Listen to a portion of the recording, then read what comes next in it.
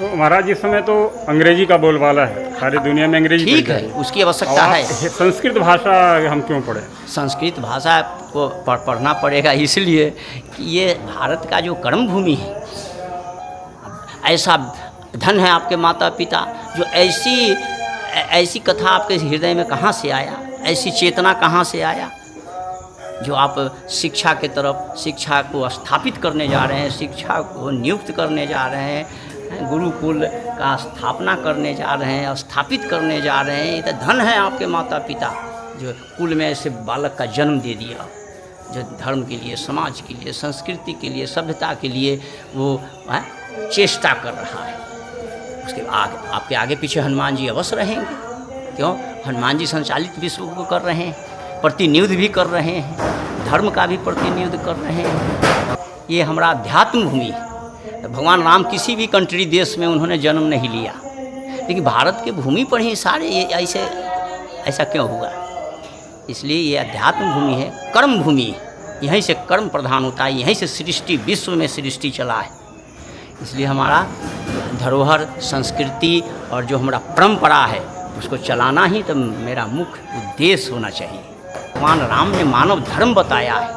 भगवान राम को मृत्युलोक में आने का सिर्फ एक ही कारण था, मानव धर्म बताना। मानव धर्म बता दिए। मानव धर्म यही तो है, और दूसरा क्या है? जब तक मानव धर्म नहीं जानेगा वो धर्म कर ही नहीं सकता है, भक्ति कर ही नहीं सकता है, संसार को संचालित कर ही नहीं सकता है, प्रतिनियुद्ध नहीं हो सकता है ना। पहले वो मानव धर्म को जाने, ज्ञान और शिक्षा के तरफ चलना है। आधुनिक युग में हमको ज़रूरी है, डॉक्टर की ज़रूरत है, न्यायालय में जो ज़रूरत है, अन्य सारी वैज्ञानिक इंजीनियरिंग की ज़रूरत है ना, वैद्य की ज़रूरत है। तो हमारे अध्यात्म मार्ग के लिए भी ज़रूरत है गुरु, टीचर, मास्टर, विद्यार्थी बना करके हम यहाँ से निकालें। ये तो कलयुग पहला बार थोड़े, अनेकों बार सतयुग, द्वापर, त्रेता, कलयुग निकल चुका है। ये बंद होने का परंपरा है ही नहीं, ये तो चलते रहेगा। ये सब आधुनिक मिट सकता है, लेकिन अध्यात्म नहीं मिटेगा, संत नहीं मिटेंगे, ज्ञानी नहीं मिटेंगे, ये तो रहेंगे। ये सारी सृष्टि प्रलय अनेकों बार हो चुका है, चल रहा है। हमारे वस्तु का निर्माण करने के लिए, कोई कार्य के लिए, इस सृष्टि चलाने के लिए हर प्रकार की शिक्षा, हर प्रकार की जॉब से मिलना तो पड़ेगा, प्रदान करना ही पड़ेगा। आप लोग गृहस्थ आश्रम महाआश्रम है, गृहस्थ ही सब कर रहे हैं। संत तो आपका कीर्ति का व्यवस्था करता है, संचालित करता है, उसको देखभाल करता है। सब किया हुआ किसका है? गृहस्थ लोग तो बनाए हैं ये। संत तो इसको व्यवस्थित इसलिए करते हैं कि संत का जीवन संन्यास में है, आप बना के चले जाएंगे, रह नहीं पाएंगे, इसलिए विरक्त संन्यास संत गुरु इसको देखभाल करते हैं। ये आपका धर्म है, धर्म ही तो यही है। सनातन भी तो यही कह रहा है कि धर्म ही आपका यही है, आपका धर्म यही है, मानव धर्म भी यही है कि धर्म को हम संचालित करें और धर्म को नियुक्त भी करें। ऐसा है। महाराज जी, भगवान राम 12.5 साल ये चित्रकूट धाम में रहे। हाँ, उन्होंने चित्रकूट धाम ही क्यों चयन किए? भगवान राम जब इस प्रयागराज से जब चित्रकूट आए तो प्रथम महर्षि वाल्मीकि के आश्रम गए। महर्षि वाल्मीकि से पूछ रहे हैं भगवान कि गुरुदेव, हम माता पिता और राज्य और गुरु के आज्ञा से हम आए हैं दंडकारण्य वनवास में, तो ये 14 साल हम व्यतीत कहाँ करें?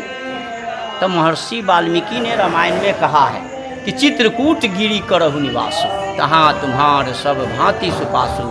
हे राम, हम कहाँ बतावे जो आप कहाँ नहीं हैं? वो तो मरम रहस्य को जान गए थे। वही महर्षि वाल्मीकि कहें कि आप चित्रकूट में 12 साल निवास कीजिए और आगे का जो प्रयोजन है वो आप समझ लीजिए। तप से ही गृहस्थ को भी मिला है, तप से ही देवताओं को भी मिला है, तप से ईश्वर को भी मिला है, तप से मानव को भी मिला है। 12 साल तप करने के उपरांत ही भगवान को बताएं कि ये दिव्य शक्ति आप में आएगा, क्योंकि आप मानव रूप में आए। दिव्य शक्ति से ही आप रावण को मार सकते हैं। अनेक बहुत से कार्य करना है आपको। जब तक आप तप न करेंगे जब तक संसार में कुछ मिलना ही नहीं, चाहे वो खेती में जाइए, राजनीति में जाइए, व्यवसाय में जाइए या कहीं भी जाइए, तब तो करना ही पड़ेगा। खेत में तप न करेंगे श्री रामचंद्र की जय, श्री रामचंद्र की जय। तो तप करने के लिए महर्षि वाल्मीकि ने उनको ऐसा सुझाव दिया, इस प्रयोजन को उन्होंने रखा। 12 साल के बाद तब जाकर लंका तक विजय प्राप्त किए हैं और सकल कार्य करके उन्होंने पुनः अवध राज्य को पधार गए। इसलिए इस चयन कराने में महर्षि वाल्मीकि का मत है, और गुरु को मत को मानते थे भगवान। संत गुरु के सकल मुनीन के आश्रम जाई भगवान समस्त ऋषि मुनियों के कुटी आश्रम मंदिर पर जाके उन्होंने विमर्श लिया है, विचार लिया है, शिक्षा लिया है, ज्ञान लिया है, फिर उन्होंने आगे बढ़े। इसलिए ये भगवान राम को आने से भी पहले से ये तीर्थ है। इस भगवान राम को आने से पहले अत्रि आदि ऋषि, पत्नी, मुनि, ब्रह्मा, विष्णु, महेश, सर्वभंग ऋषि, महर्षि वाल्मीकि पहले से यहाँ इस महान तप लोक, तप चित्रकूट तप लोक है, ये पहले से ये है। अब भगवान को राम आने से पहले उद्धार हो गया और इस सोना में सुहागा हो गया। भगवान राम स्वयं आकर के इसका व्यवस्थित किए हैं। ऋषि मुनि धन्य धन्य हो गए। चित्रकूट रघुनंदन आए, समाचार सुनी सब मुनि धाये। जैसे सुने कि भगवान राम, वो जानते थे कि भगवान राम का जन्म होने वाला है, चित्रकूट आएंगे, रावण को मारेंगे, बहुत से पुरुषार्थ परमार्थ उनको करना है। इसलिए जैसे भगवान आए, ऋषि मुनि सब अंतर्ध्यान से जान गए, ब्रह्म दिव्य दृष्टि ब्रह्म ज्ञान से जान गए और भगवान राम के पास आए। सत्संग हुआ, 12 साल इन्होंने तप किया, भजन किए, कोई साधन नहीं, सब उनके पास साधन था नेचुरल, प्राकृतिक से। न घर से पैसा लाए, न कोई साधन लाए, वृक्ष के नीचे बैठ के उन्होंने 12 साल तपस्या करके फिर पुनः यहाँ से लंका के लिए प्रस्थान, पंचवटी नासिक होते हुए लंका को प्रस्थान भगवान किए। ये महर्षि वाल्मीकि का यहाँ मत, अत्रि आदि महान ऋषियों का ये मत था कि भगवान राम यहाँ 12 साल तप कर देंगे। कामत गिरी, भगवान राम के आने से पहले एक कामत गिरी नाम के संत यहाँ रहते थे। इसी गिरी के ऊपर, पहाड़ के ऊपर तपस्या किए, तब इनका नाम जोड़ा गया। भक्तों से नाम जोड़ा जाता है। कामत गिरी, कामत नाम के संत थे।